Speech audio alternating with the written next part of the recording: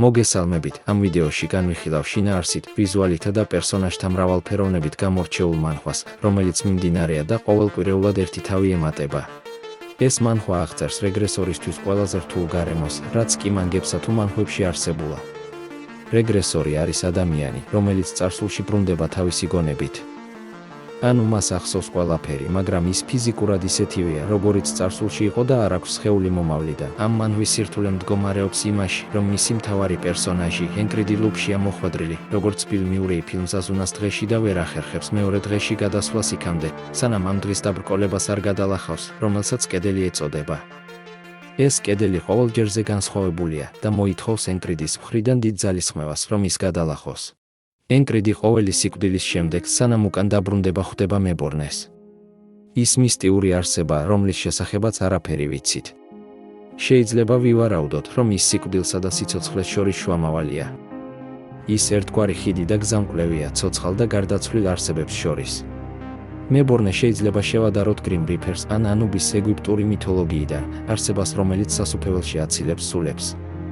ნაწარმოებში არ ჩანს მებორნე ენკრიდის მიმართ დადებითად არის განწყობილი თუ მტრულად. მისგან უმეტესად იგრძნობა ცივი დამოკიდებულება. ის ხშირად იცვლის ხასიათს და გვიქმნის შთაბეჭდილებას, რომ რამდენიმე პიროვნების ხასიათსა და ნიშანთვისებებს ატარებს.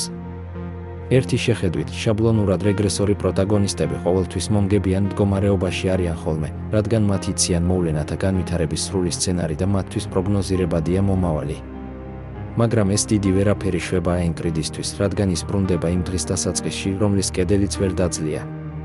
ენკრიდს პრობლემის მოსაგვარებლად ეძლევა მაქსიმუმ 24 საათი და არ აქვს ისეთი უპირატესობა, როგორიც მსგავსი ჟანრის ნაწარმოების სხვა პროტაგონისტებს.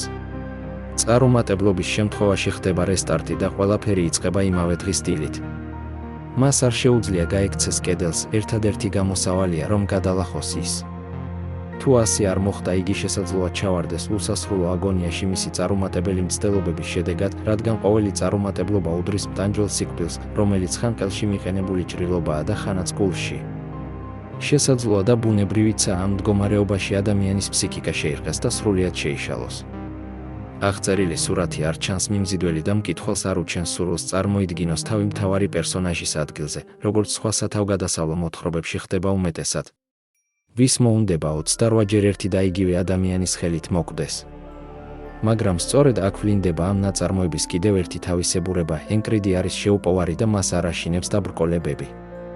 თუ კედელი, რომელიც მასსა და მომავალ დღეს შორის არის აღმართული სასჯელი იქნებოდა ჩვეულებრივი ადამიანისთვის, მისთვის განვითარების საშუალებაა.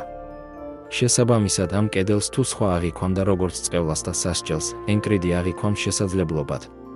ენკრიდი არის ათეულის მეთაური, რომელიც სრულიად შემთხვევით დაინიშნა ამ პოსტზე.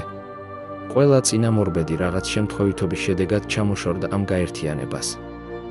ამის მიზეზი კი მასში გაწევრიანებული მეომრების არასტანდარტული ხასიათებია, სხვანაირად რომ ვთქვათ, ისინი არიან შერეკილები, რომელთა გამოხტომებსაც ვერავინ უძლებს. აქ ჩნდება კითხვა, არის ენკრიდი განსაკუთრებული, რადგანაც ის ინიშნება შეშლილთა რაზმის მეთაურად, რაზეც უნდა აღინიშნოს, რომ ის ჩვეულებრივი ადამიანია, არაფრით გამორჩეული. მისი უნარები არ აღემატება ათეულის არც ერთი წევრის შესაძლებლობებს. და მისი დანიშვნაც ამ პოსტზე იძულებითია, ხელმძღვანელები იმედოვნებენ, რომ ენკრიდი ცოტა ხანი მაინც გაძლებს მათთან და ამ პერიოდში დროს მოიგებენ, რათა უფრო შესაფერისი და კვალიფიციური ხელმძღვანელი დაუნიშნონ შეშლილთა რაზმს. უნდა აღინიშნოს, ენკრიდს აქვს დიდებული მიზანი, რომ გახდეს რაინდი. ამ ნაწარმოებში რაინდები არ არიან ჩვეულებრივი ადამიანები, ისინი გამოირჩევიან განსაკუთრებული ფიზიკური შესაძლებლობებით, ამტანობით, ძალით და ნებისყოფით. რაინდს უბრალოდ ძლიერი მებრძოლისგან გამოარჩევს სწორედ ნება, იგივე ნებისყოფა. მანხვის შინაარსი არის ორიგინალური, რადგან ეს არ არის სტანდარტული ისტორია, როდესაც მთავარი გმირი ბრუნდება წარსულში ერთჯერადად. ენკრიდი დაუსრულებლად ბრუნდება წარსულში, სანამ არ დაძლევს თითოეულ წინაღობას.